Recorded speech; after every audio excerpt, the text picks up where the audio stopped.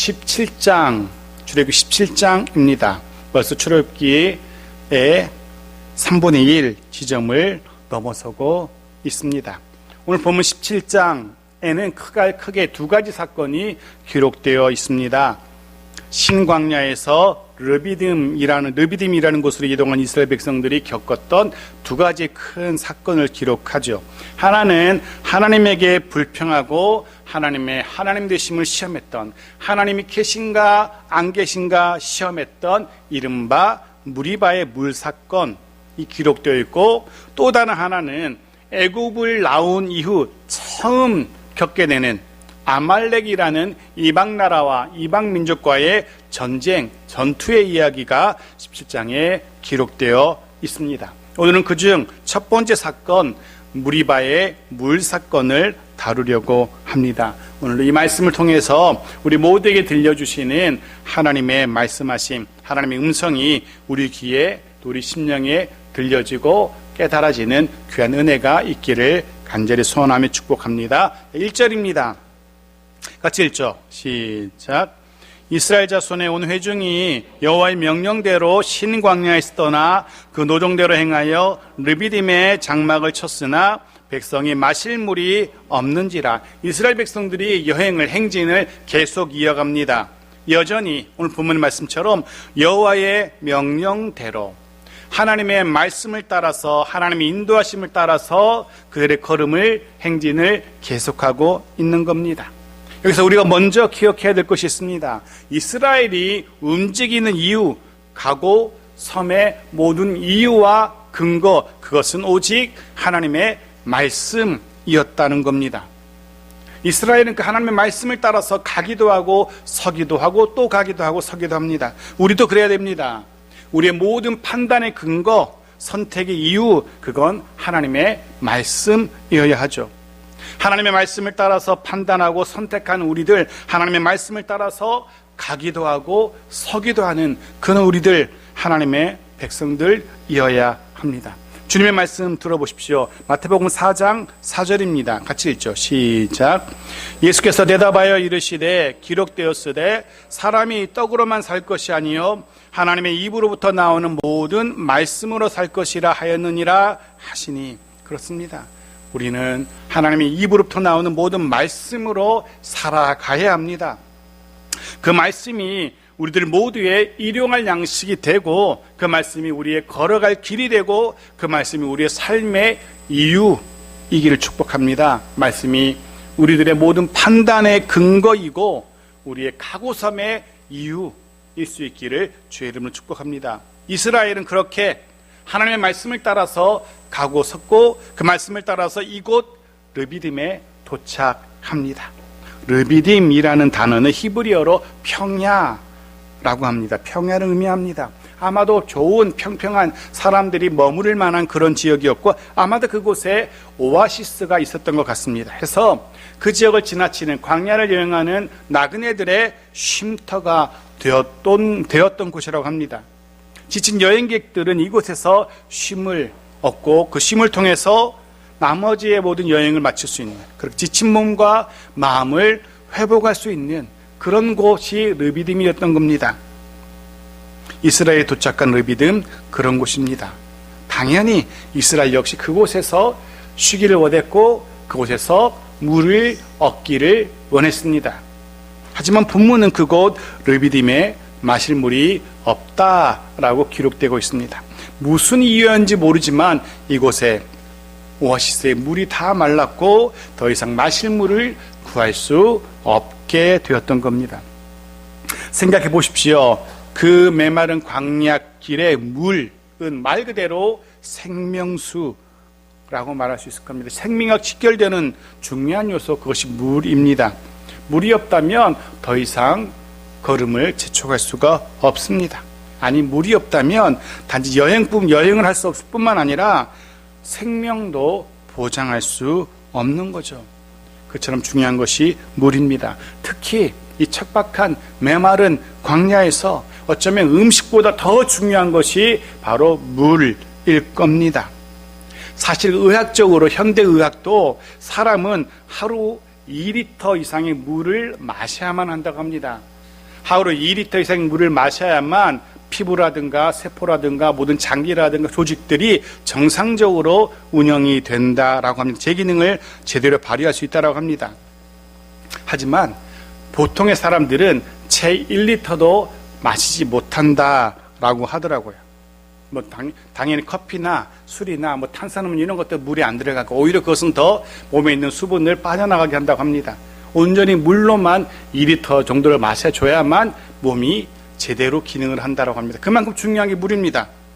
네, 여튼 그런 중요한 물을 이스라엘이 만나지 못하고 얻지 못하게 된 겁니다. 그런데 더 중요한 사실은 그렇게 물을 마실 수 없는, 구할 수 없는 이 상황이 다른 누구도 아닌 하나님 때문이라는 거죠.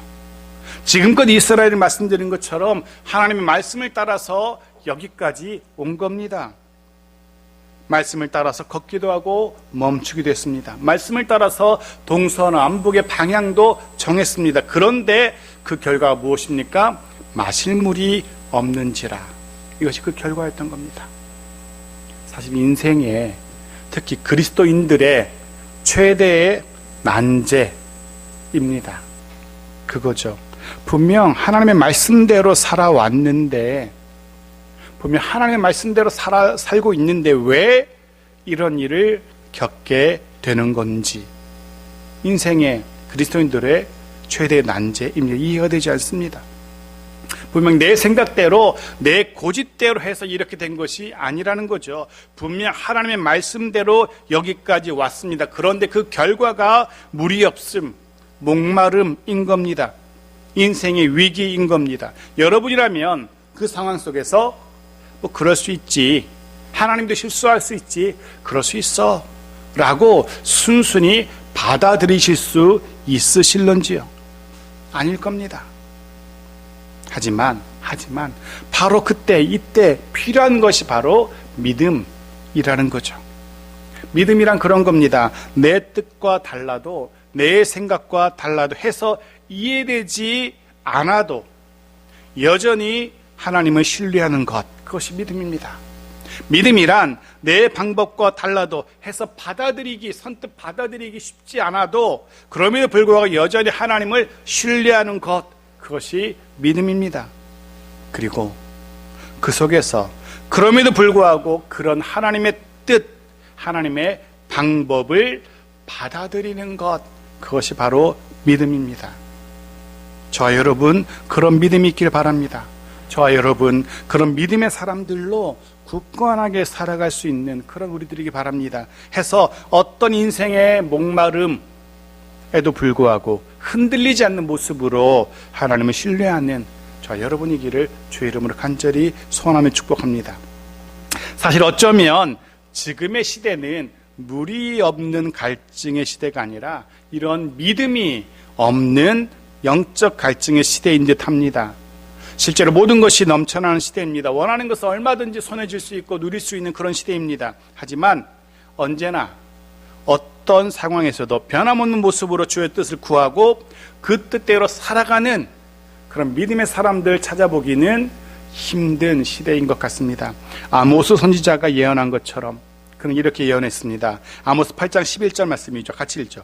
시작.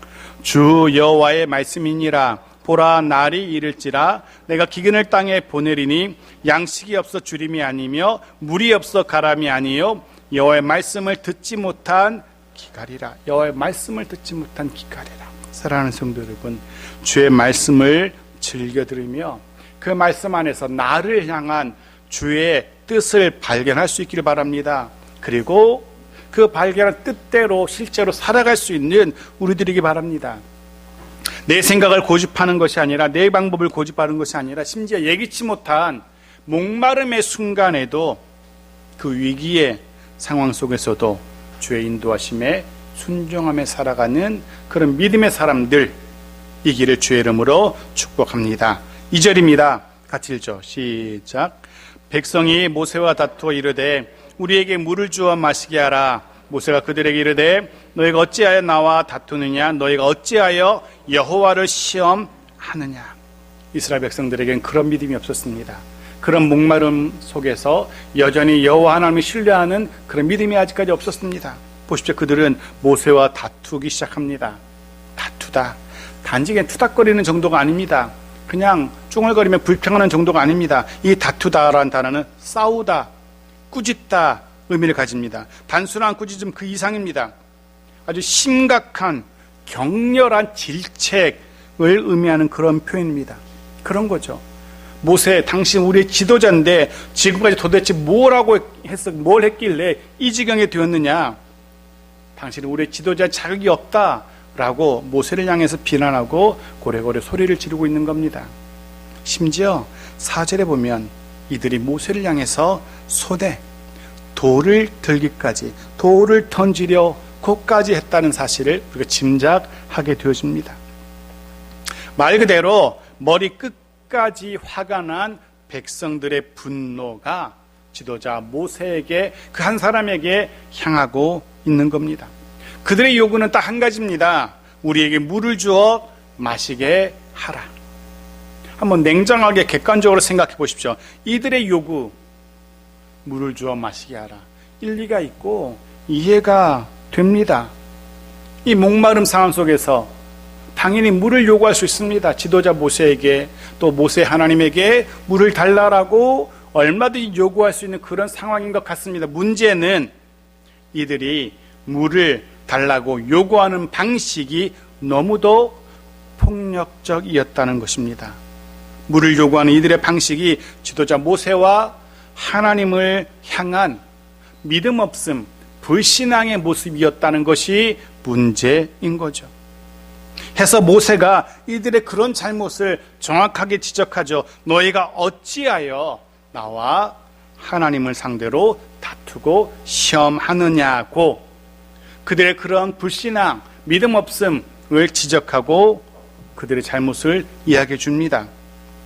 그렇습니다. 백성들은 감히 사람 모세만이 아니라 하나님을 향하여, 하나님을 상대로 원망과 분노를 터뜨리고 있는 겁니다. 해서 그 모세는 어찌하여 라는 그 답답한 심경을 내비치고 있는 겁니다. 어찌하여. 모세는 지금 이해가 되지 않는 겁니다. 어찌해서 이 상황 속에서 하나님을 믿지 못하고, 하나님이 계신가 안 계신가 믿지 못하고 어찌하여 원망하고 어찌하여 분노하는가 라고 모세가 이 상황을, 그들의 분노를 이해하지 못하고 있는 겁니다. 그런데 조금 전에 말씀드린 것처럼 정말 이해가 되지 않는지 저는 충분히 이해가 됩니다. 이들의, 백성들의 원망과 백성들의 분노가 이해가 되죠. 물이 없어 지금 바짝바짝 목이 타들어가고 어쩌면 자신의 아내와 아이들이, 어린 아이들이, 가축들이 목말라 죽어갈 수도 있는 그 상황 속에서 당연히 지도자 모세를 향해서 원망할 수 있죠. 이해가 되어집니다. 하지만 모세는, 적어도 모세는 그 상황 속에서 그들의 원망과 분노가 이해되지 않는다라고, 어찌하여 라고 그렇게 표현합니다. 왜 모세는 그들의 원망과 불평과 분노를 이해하지 못하는 것일까? 백성들은 지금 실제 이렇게 생각하고 있는 겁니다. 단지 물이 없는 원망이 아니라 하나님을 향한 불신앙을 적극적으로 표현하고 있었기 때문입니다. 지금 백성들은 지난날 자신들에게 물을 주셨던 그 하나님이 지금은 없다고 생각하고 있는 겁니다. 지금은 자신들과 함께하지 않는다라고 생각하는 겁니다. 자신들을 버리고 다른 곳으로, 다른 민족에게 간 곳으로 그렇게 생각하고 있는 겁니다. 아니, 어쩌면 여호와 하나님은 여전히 자신들과 함께 있지만 더 이상 물을 줄 수 없는, 물을 공급할 수 없는 그 힘이 다 빠져버린 그런 상태라고 생각하고 있었던 겁니다. 그런 게 아니라면 해서 지금도 그 여호와가 자신들과 함께 하신다면, 여전히 그 하나님이 힘이 있으시다면 당연히 물을 주어야지. 근데 지금 물을 못 주고 있지 않느냐? 그럼 하나님이 없는 거 아니냐? 아니면 하나님이 힘이 죄다 빠져가지고 애굽에서 건져내시느라, 또 먹을 거 주시느라 힘이 다 빠져버려서 더 이상 아무 무능력과 아무 힘도 없는 그런 상태가 아니냐라고 생각하고 외치고 있는 겁니다. 어찌하여 모세는 그런 이스라엘의 생각이 틀렸다라고 지적하고 있는 겁니다. 모세는 지금 하나님을 향한 이스라엘 백성들의 그런 불신앙, 믿음 없음, 하나님이 계신지 안 계신지 의심하고 하나님의 힘이 있는지 없는지 의심하는 그런 불신앙을 지적하고 있는 겁니다. 하지만 모세의 그런 지적에도 불구하고 백성들의 원망의 소리는 그쳐지지 않습니다. 3절 같이 읽죠. 3절 시작. 거기서 백성이 목이 말라 물을 찾으매 그들에게 모세에게 대하여 원망하여 이르되 당신이 어찌하여 우리를 애굽에서 인도에 내어서 우리와 우리 자녀와 우리 가축이 목말라 죽게 하느냐. 보십시오. 그게 어찌하여라고 답답해하는 모세의 지적에도 불구하고 백성들이 거꾸로 어찌하여 라고 백성들이 거꾸로 자신의 답답함을 드러냅니다. 어째서 우리의 이런 불평과 원망과 이런 하소연을 이해하지 못하느냐 라고 백성이 오히려 어찌하여 라고 어찌하여 당신은 우리를 목말라 죽게 하느냐 라고 그 원망을 그치지 않습니다. 실제로 지금 이스라엘은 목말라 죽게 된 상황입니다. 거짓말이 아닙니다. 과장이 아닙니다. 말씀드린 것처럼 분명히 이스라엘의 이런 원망이 이해가 됩니다. 하지만 또 말씀드린 것처럼 이들의 문제는 지금까지 하나님이 베푸신 그 놀라운 은혜, 그 은혜의 기억은 까맣게 다 잊어버렸고 그저 원망과 불평만 남았다는 것이 문제입니다. 모세처럼 그런 생각이 들기도 합니다. 어쩜 이렇게 믿음이 없을까? 어쩜 이렇게 조금도 인내하지 못할까라는 그런 생각이 들기도 합니다. 게다가 후에 또 계속해서 보게 되지만 이스라엘은 이번만이 아니라 계속해서 즉 습관적으로 웬만하면 모세를 향해서 하나님을 향해서 원망하고 불평합니다. 습관적으로. 이런 모세와 하나님을 향한 습관적인 원망과 불평, 그것이 정말 습관화돼 일상화됩니다. 한두 번 원망하고 불평하니까 먹을 거 주셨죠, 고기 주셨죠, 물 주셨죠. 이게 습관화된 겁니다. 뻑하면 원망하고 불평하고 하나님을 향해서 하나님의 사람 모세를 향해서 숟가락질하고 돌을 들고 결국 그 내면에 자리 잡은 불신앙으로 인하여 이들은 결국 하나님이 약속하신 땅 가나안에 들어가지 못하게 되죠. 그런 묵상하게 되어집니다. 사랑하는 성도 여러분, 때로 우리의 원망과 불평이 습관이 되기도 합니다. 별것 아닌 것에도 원망하고 불평하게 되어집니다. 바라기는 이제는 이후로는 그런 원망과 불평을 그치고 모든 상황 속에서 감사의 이유를 발견할 수 있기를 바랍니다. 해서 우리도 이스라엘과 별반 다르지 않다는 그런 사실을 깨닫고 우리는 그러지 말아야겠다. 다시 한번 다짐하고 결단할 수 있었으면 좋겠습니다. 이제는 원망을 멈추고 감사할 줄 아는, 감사를 습관화하는 그런 우리이기를 간절히 소원합니다. 이렇게 원망 계속되는 백성들의 원망, 불평의 소리 듣던 조금 더 가라앉지 않는 백성들의 원망과 불평을 듣던 모세가 돌연 그들 앞에서 발걸음을 옮깁니다. 도망하는 것이 아닙니다. 4절 보십시오. 같이 읽죠. 시작. 모세가 여호와께 부르짖어 이르되 내가 이 백성에게 어떻게 하리이까? 그들이 조금 있으면 내게 돌을 던지겠나이다. 보십시오. 그가 하나님께 부르짖어 이르되 내게 돌을 던지겠나이다. 모세의 다급함이 느껴집니다. 사태의 긴박함이 느껴집니다. 그리고 더 중요한 것, 그 상황 속에서, 그 긴박한, 그 위태위태한 상황 속에서 모세는 하나님께로 향하고 있다는 겁니다. 하나님께로 발걸음을 옮겼다는 겁니다. 더 이상 이스라엘을 달래거나 더 이상 이스라엘을 설득하려 하지 않습니다. 그 설득과 그들을 향한 발걸음을 멈추고 돌아서서 그 긴박한 상황 속에서, 그 위험천만한 상황 속에서 하나님께로 향합니다. 하나님께 기도합니다. 잊지 마십시오. 기도는, 아니 기도야말로 모든 사태 해결, 문제 해결의 열쇠입니다. 해서 예레미야 선지자는 우리에게 이렇게 권면하죠. 예레미야 33장 3절 같이 읽죠. 시작. 너는 내게 부르짖으라. 내가 네게 응답하겠고 내가 알지 못하는 크고 은밀한 일을 내게 보이리라. 아멘. 하나님께 부르짖어 기도하십시오. 분명 주께서 들으시고 응답하실 겁니다. 크고 은밀한 일 우리에게 보실 겁니다. 모세는 또 이렇게 하나님께 고백합니다. 내가 이 백성에게 어떻게 하면 좋겠습니까? 내가 어떻게 하면 좋겠습니까? 이 표현은 자신은 어떻게 해야 할지 모르겠다는, 자신은 아무것도 할 수 없다는 솔직한 자기 고백입니다. 해서 하나님이 나서셔야 된다는, 하나님이 하셔야 된다는 그런 간절한 부르짖음인 겁니다. 그렇습니다. 자신이 내가 하려 하지 마십시오. 오히려 일이 더 꼬일 뿐입니다. 내 삶 속에서, 가정에서, 일터에서 하나님께서 일하시도록 내어드릴 수 있는 그런 공간, 시간 내어드리고 우리는 기다려야 됩니다. 그때 하나님께서 모세에게 말씀하시죠. 답을 주시죠. 그의 답은 이렇습니다. 5절 같이 읽죠. 시작. 여호와께서 모세에게 이르시되 백성 앞을 지나서 이스라엘 장로들을 데리고 나일강을 치던 네 지팡이를 손에 잡고 가라. 하나님께서 모세에게 답을 하시고 명령하십니다. 장로들을 거느리고 백성 앞을 지나가라는 명령입니다. 모든 이들이 보는 앞에서 말 그대로 보란 듯이, 그것도 백성들의 지도자 장로들을 다 좌우에 거느리고 잔뜩 화가 난 손에 돌을 쥐고 있는 그 백성 사이로 지나가라는 그런 말씀입니다. 근데 곰곰이 생각해보면, 그 행간을 읽어보면 조금 무모해 보이는 말씀이죠.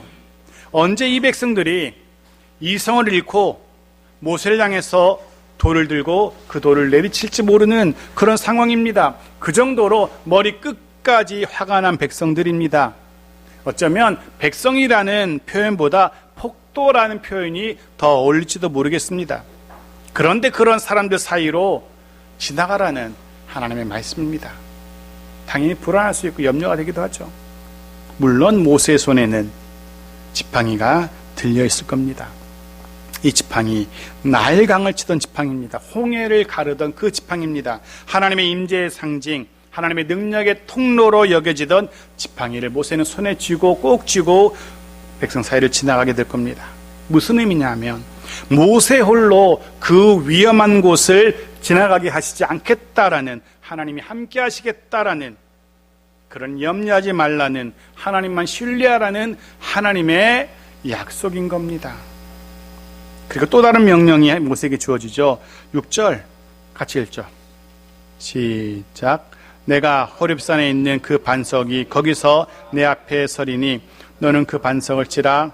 그것에서 물이 나오리니 백성이 마시리라. 모세가 이스라엘 장로들의 목전에서 그대로 행하니라. 내가 호렙산에 그 반석이 거기서 내 앞에 설 것이야. 내가 놀랍게도 하나님이 직접 등장하시겠다라는, 말도 되지 않는 하나님의 놀라운 약속이 모세에게 주어집니다. 물론 진짜로 눈에 보이게 백성들이 다 볼 수 있도록 그렇게 하나님이 나타나는 자신의 모습을 보이겠다라는 그런 말씀이 아닙니다. 모세와 함께 하시겠다. 그렇습니다. 모세는 너무도 분명하게 알 수 있습니다. 이 말씀을 통해서 하나님이 자신과 함께 하신다는 사실을, 하나님이 모세 앞에 서 계신다는 사실을 모세는 다시 한번 확신하게 되었을 겁니다. 사랑하는 성도 여러분, 그렇게 모세의 든든한 후원자이셨던 하나님이 또한 저와 여러분의 든든한 후원자이심을 잊지 마십시오. 그 하나님은 오늘도 저와 여러분 앞에 서 계십니다. 그 하나님은 지금도 저와 여러분과 함께 하십니다. 그러니 염려하지 말라는 겁니다. 그러니 두려워하지 말라는 겁니다. 더 구체적으로 어떻게 해요? 어떻게 모세는 하나님이 그 위험천만한 상황 속에서 자신과 함께 한다는 사실을 알 수 있게 될까? 모세가 지팡이로 반석을 치면 하나님이, 모세와 함께 하시던 하나님이 그 반석에서 물이 나오게 하시겠다는 겁니다. 사실 과학적으로 또 인간적으로 아무리 생각해도 말이 되지 않는 이야기입니다. 생각해 보십시오. 나무로 된 지팡이로 단단한 바위를 쳐서 무슨 흔히 말하는 티타늄 무슨 그런 금속도 아니고 나무 막대기로 바위를 쳐서 영화 무슨 토르 막대기 그런 망치도 아니고 그 바위가 깨진다는 것, 그래서 거기서 생수가 나온다는 것 허황된 얘기처럼 들립니다. 아무리 세게 쳐도 나무 막대기로 아무리 세게 쳐도 바위는 끔찍도 하지 않고 오히려 그 나무 막대기가 쪼개지겠죠. 말도 되지 않는 이야기입니다. 하지만 하나님은 이 말도 되지 않는 그 이야기를 실제로 행하시죠. 그렇습니다. 그것도 우리와 같은 연약한 두려워하는 모세를 통해서 그 일을 행하십니다.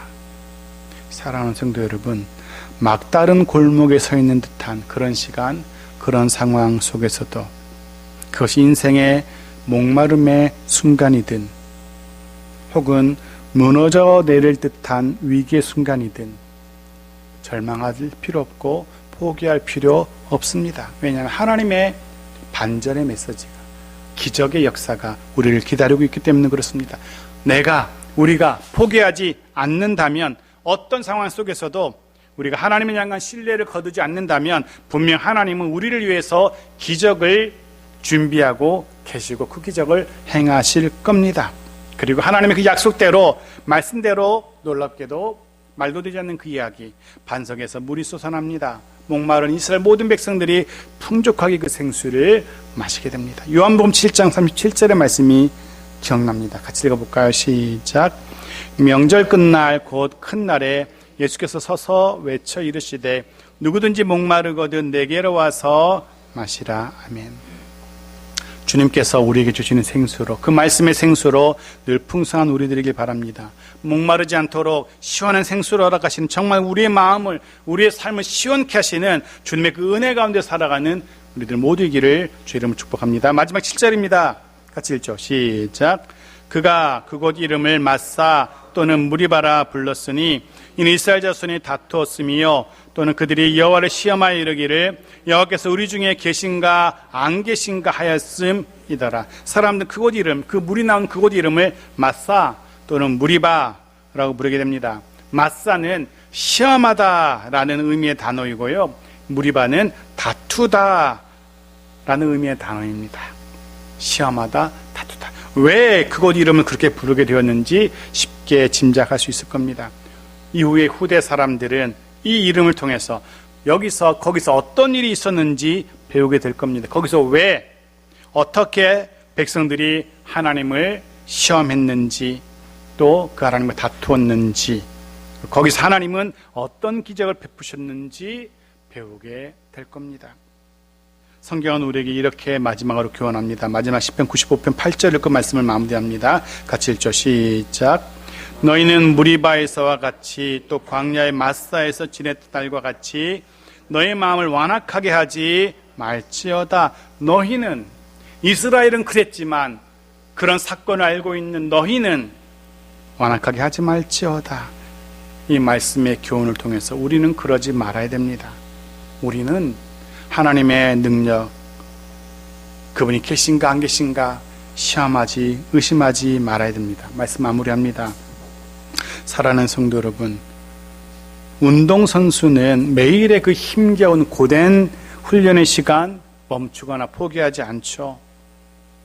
분명 힘겨운 시간입니다. 피땀을 흘리면서 그 고통스러운 시간들을 겪어냅니다. 하지만 그 시간을 원망으로 채우거나 하지 않습니다. 중간에 포기하지도 않습니다. 왜냐하면 그들에게는, 그 운동선수들에게는 꿈이 있기 때문에 그렇습니다. 승리의 꿈, 메달의 꿈이 있기 때문에 그 힘겨운 시간을 다 견뎌냅니다. 그런 생각해 봅니다. 우리의 꿈은 무엇일까?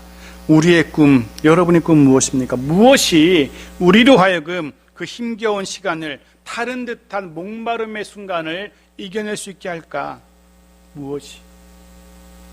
하나님의 나라, 또 하나님이 우리에게 약속하신 말씀들, 우리의 삶을 분명히 시원케 하시겠노라는 하나님의 약속, 하나님이 베푸시는 생수, 그것이 우리의 꿈이길 바랍니다.